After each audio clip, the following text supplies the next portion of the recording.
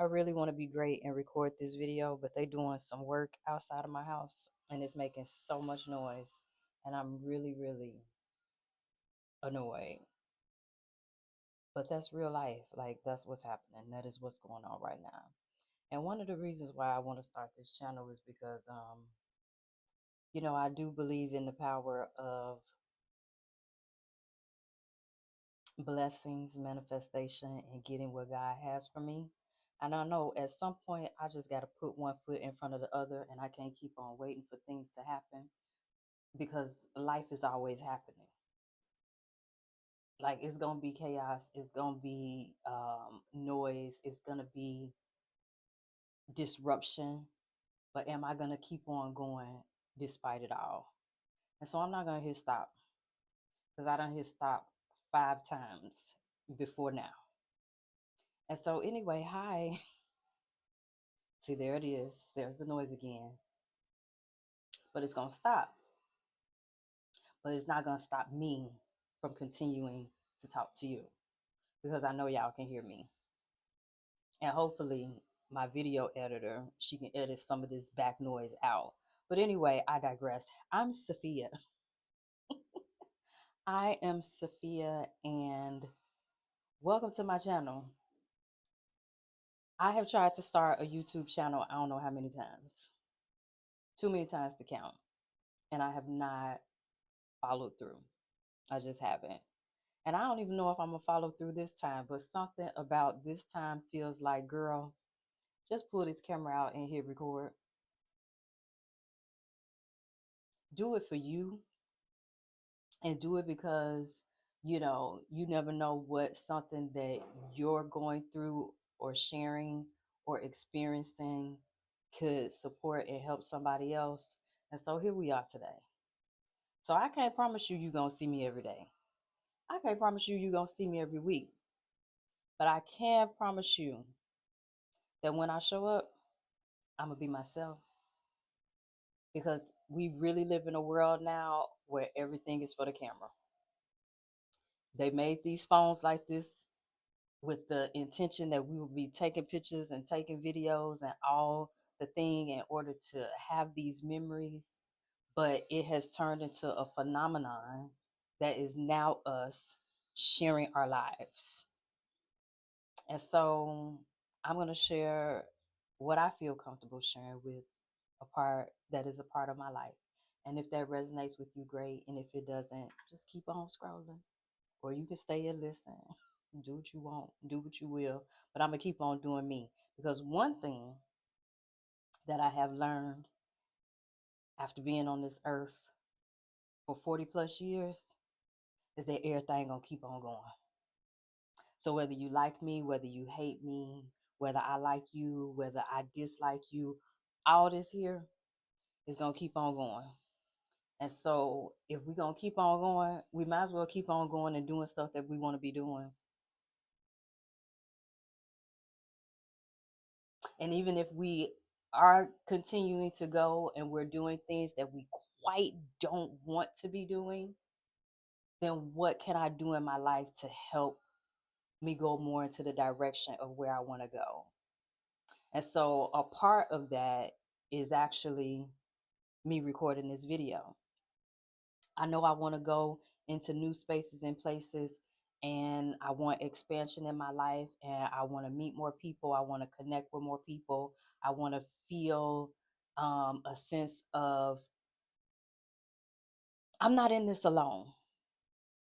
I know that I'm not, but sometimes life can get so hard where you really do feel like you all by yourself. But until you open up and share what's on your heart, what thoughts are in your mind, what you've experienced, do you truly know that you are not by yourself? And I just think our world needs so much more of that right now. I don't have all the answers. I don't want all the answers. But what I do have is my truth. What I do have is the things that I have come to learn and know have gotten me through, and that I'm still here. I'm not feeling good right now. But also at the same time, I feel good enough to get up this morning and put some clothes on, do a little bit to my face, take a shower, and to hop on here and to hopefully encourage you. If you don't feel good right now, get on up. Or if you don't feel like getting up, because yesterday I felt horrible and I did not get up. I didn't take a shower yesterday until 8:30. Yeah. But today is a new day. And so I got up feeling a little bit better, but still not feeling that great. But I took a shower, ate some breakfast, played with my little kitten, and now I'm getting into my day because I got to keep going. I'm here. And until God sends me or shows up with that expiration date that none of us know when it's coming, I got to keep going. And so this channel is going to be filled with a lot of things because I'm filled with a lot of things. Um, it's so interesting that multifaceted, or what is it called? What are people calling themselves these days? Multi something creators. And I was like, wow, that has always been me. I'll never forget. I had well, let me finish doing my makeup. But I had a boss one time. I used to do makeup and hair, but I really wanted to do makeup. And at the time I was doing nails. And I think I was exploring something else. And I'll never forget that man told me that I couldn't do it all. And I was like, and he didn't say it in a way of like, you can't do it all right now. He just told me that I couldn't do it all, that I needed to focus on one thing. And that was just so off putting because I was just like, who is you to tell me what I can't do? But I took his words to heart because here it is almost 15 something years later. And that phrase, that conversation still stuck with me. And I remember him telling me that. And I just really felt this sense of like a pin in my balloon. It deflated me because I knew at the heart of me that I could do multi hyphenated, that I could do so many things. And it wasn't that I, had ADHD or something like that, and I was in this and I was in that and I was in this and I was in that. No, I was in things to the point where if it was something that I really wanted to do, I focused on it and I did it. And I did it for an extended amount of time. And once I didn't want to do it anymore, or I felt something else calling me, then I would start to learn about that thing in the process of while I was doing the other thing. And so I kind of have always been this multi hyphenated person. And so what I may be sharing on here will be very multi hyphenated because that's just how I am naturally. And so there's going to be some wellness. There's going to be some God talk. There's going to be some woman talk. There's going to be some friendship talk. There's going to be a lot of things going on over here. And so I am going to do my best, my absolute best to stay consistent for myself. Because I really want to show up for me in this season of my multi hyphenation as a content creator. There, I said it, a lifestyle creator, not even necessarily content, but just a lifestyle creator. We're all living such interesting and diverse and multifaceted lives. And that's one of the reasons why it's so many different people out here sharing stuff and why we all watching it because we just like, what? They living like that, they doing like that, and we interested. And I'm not gonna say that my life is the most interesting thing, but it's my life and I'm doing my best to make it interesting for me. And so, if that's something that's interesting to you, then watch and learn something and be inspired. Mainly be inspired because that's the main thing. If I ain't laughing at some of these videos, I really am getting inspired. And what I can say is over the course of these last 10 years, with content creation just really taking off and booming in the way that it is, it has really inspired me because I'm definitely a person who I'm shy. When I was a little girl, my mom used to put me in acting camp every summer, and I always hid in the back. I was quiet. I didn't want to say nothing. I didn't want to do nothing. But then there is this other part of me that really does come alive, and I want to see more of her. I want to see more of her come out. And so this is more, for me. And so go along with me, on my little exploration of self, of discovery, of lifestyle, life. And so I'm Sophia. Hit subscribe and come on back. All right. So the makeup look is completed. Next time I'll walk you all through it. It's very simple. I do a very, very, very, very basic makeup look. That's one thing about me. Like, since I have been, I don't know, I would say like for the last 10 or so years, I don't wear as much makeup as I used to. I was a makeup artist for 17 years. Um, Makeup artist and hairstylist is one of the reasons why I came to LA. Yes, that's where we're at. We're in sunny California. Um, and so I moved out here to start a new life for myself. I was living in Florida before this, but more than anything, I was just ready for something new. And then I also wanted to come out here and get my career in makeup and hair started. And when I got here, I soon realized that there's a lot of makeup and hairstylists out here.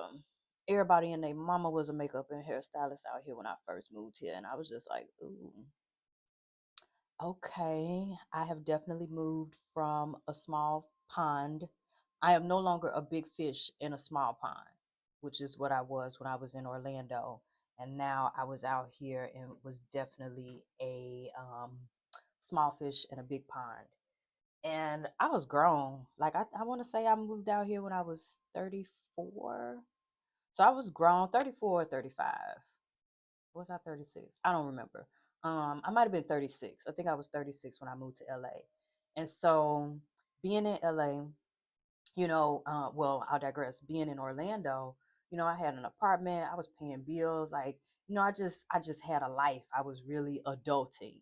And so when I moved to LA to be, in the makeup and hair industry, I had a few connections when I came out here, but one thing I'll tell you about Los Angeles is that what Drake say, no friends in the industry. You'll have people and then all of a sudden you won't. And so that was my experience when I first moved here. I had people when I was in Orlando and I was talking about coming out here. But once I got here, things got flaky. People stopped answering calls. It just started being like, oh, okay. And so never one to, be beating down people's door to get them to do what they said they're going to do. I'm going to pivot. I'm gonna figure out what I need to do. And so I had a nail license. Um, and so I was just like, let me see what's up with this nail license. Started going through like Craigslist and all the things, and I just kept on seeing nail shops hiring, hiring, hiring, hiring. And so I was like, dang, nails are really big in LA.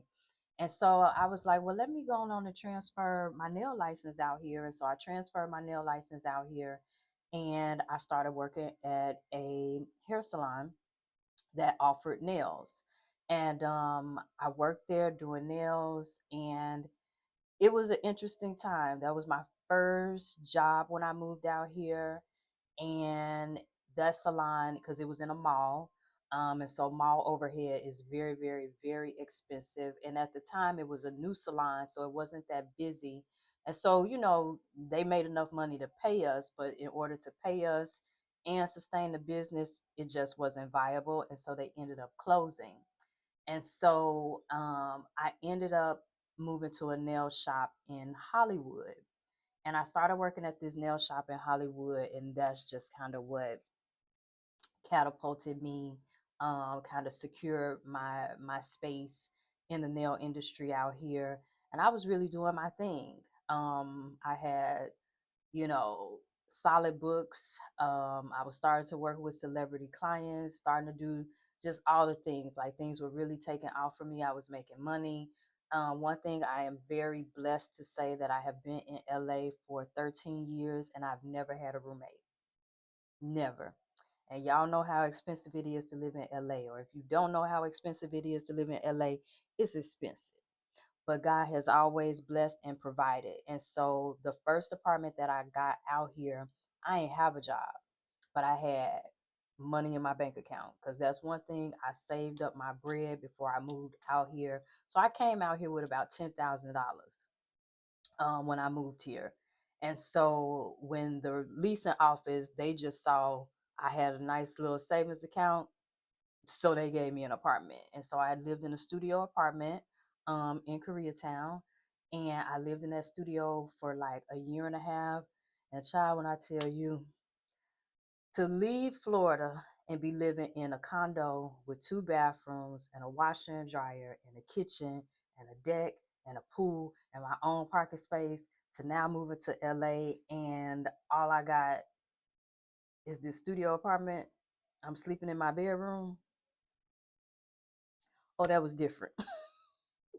And mind you, I'm grown. You know, I consider 36, you grown. I'm almost 40 something years old. So I'm just looking like, okay, but I wanted to be here. But what did God do? God made a way. And so now I'm here and I'm living, and, things are working out for me. And oh, I'll digress. I say this. When I first moved here, I also shipped my car out here. And I had packed up my car. I had my makeup. I had my makeup kit. I had my clothes, and I had my dog. That was all I had. When I got here, my car, it was in good shape, but it wasn't in the best of shape. But it was good enough. When I got here, my car broke down. Or when they finally shipped it to me, it broke down. And so I got it fixed. Now, mind you, I don't have no job. I got the car fixed. And after I got my car fixed, no, I got my car fixed. And then I had an interview for the place that I was working at in Glendale. And so I drive to the interview. I get the job. Y'all, I'm excited. I ain't got no money. Well, I got money because I had $10,000, but I wouldn't have bringing no money in. And so I had applied for EBT because, even though I had this money, I'm not making money. So everything is just expending, is leaving the account. And so I had ended up applying for public assistance. And so I got approved. And so I got EBT. When I tell you what is going on in our world now with people not having access to resources is really heartbreaking because you don't know where people are at in life. And people are really having some difficult and some hard times. And to see our government pulling the rug under everyday Americans who work hard. I worked hard. I worked hard. I did what I needed to do in order to have that $10,000 to move me out here. And so now that I have been here for like 2 months, because I moved here in November, I didn't get that job until like the end of February. So that was December, January, 2 whole months where I wasn't working. And so I'm just living off of my savings. And then to have my car break down, I was just like, oh my goodness. So long story short, I drive to the what's it called? I drive to the interview. I get the job. Y'all, I'm so happy. I'm so excited. I got my little EBT card. I said, oh, I'm gonna go get me some groceries. So I went over to Target before they was canceled and I went grocery shopping and I did all the things. Tell me why I'm driving home from this interview on a very busy street in Koreatown. And this man who was driving in front of me just all of a sudden stopped. I couldn't go left or I was going to go into ongoing traffic, and I couldn't go right or I was going to go drive into people. And so I ran into the back of him. Tell me why the way that my car hit his car was on the same side that had just gotten fixed.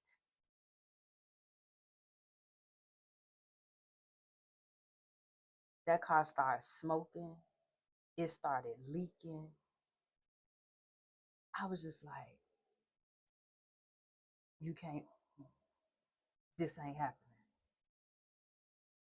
This, I was in shock. And so I'm like sitting there and I'm like, why did you stop? Why did you stop? Like the light was green. Why did you stop?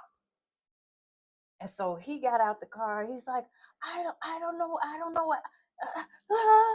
And so now we in this thing. And so the people on the street was like, are you okay? Are you okay? And I was just like, I'm fine. And they were like, no, it wasn't you. It wasn't you. It was him. He stopped. Why you stop? Why you stop? It was a bunch of Hispanic people. And so they're like, why you stop? Why you stop? And he's just like, I don't know what he said. It was just a lot going on. And so anyway, I knew right then and there that my car was done. It wasn't no coming back from this. And so called the tow truck came, got my car, and they confirmed, yeah, this is a cash out. This is a total. And so y'all, the tow truck driver took me home. I had my little groceries in my hand, my bags. When I tell y'all, I walked up them stairs, I walked in that house, I dropped them groceries on the floor, and then I dropped on the floor. I just cried. I said, Lord, I'm doing all that I know to do. You just blessed me with a job, and now you take now my car gone. How I'ma get there, Lord? I just got a job and I ain't got no car to get there. What is going on? What is going on? And so I had to figure it out because I was gonna be starting. I don't know, I guess on that Tuesday or whatever. The interview might have been that Friday. And so I had to catch the bus. But let me tell you how God works. Tell me why the bus that I was to catch to get to work, I got on it a block away from my house. And the last stop for the bus was at that mall.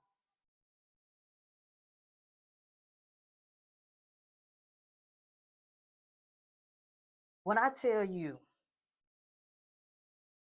I said, God, you make no mistake. You make no mistake.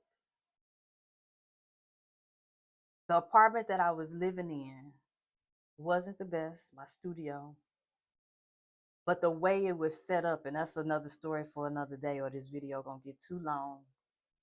But for the bus stop for me to get to the job to literally be a block away, and the final stop on the route was at that mall. I just had to get on once and get off once, and I was at work. And it was an hour. It was an hour. So for that hour ride, I was just listening to praise and worship music. I would listen to TG Jakes. I would go to sleep. I would do whatever until I got there. I ain't have to get up because it was the last stop. So I knew once it stopped completely, oh, I'm at work. And so I don't know how I got here. But anyway, I say all that to say that you just don't know the end of a thing. When I tell you everything about that moment of my car breaking down just broke me, but to then realize that a ram was in the bush being that bus stop to get me to and fro from this job for a year or however long I was working there, it wasn't nothing but God. It wasn't nothing but God. And so I don't know where you at in your life, but we all going through something. And we all done been through something. And at the beginning of it, we do not know why. God, you done brought me all the way out here. I asked to come and you made it work, and now I'm here. And now I'm here and I ain't got no car. Now I'm here, I ain't got no place to stay. But when I tell you everything worked out for me, and that's why I can't stop. I can't give up. I gotta keep going. I gotta keep trusting. I gotta keep believing. And so wherever you at right now, if you are in a place where you just feel like, Lord, what is you doing? Keep on leaning into him. Keep on trusting God. Keep on believing. Keep on putting in the work too. Because it says faith without works is dead. I had to make some effort. Like, yes, that was money that I dipped into my savings for to pay for that car, but I just had a feeling God will provide. The job came because I was actively looking, looking, looking, looking, and so you got to do your part too. You and God are working together. Y'all working together. And once God starts to see your effort, because he going to do his part because he already know what's going to happen. But once he starts to see, oh, okay, you doing what you supposed to do. You doing what I asked you to do, what I told you to do. Gotcha. And that's just, it really feels like the story of my life. And so keep going. Keep on putting in that effort. Don't stop believing. Don't stop trying. And know that you're going to get there. All right, makeup done. We're going to go and get into this day. See you later.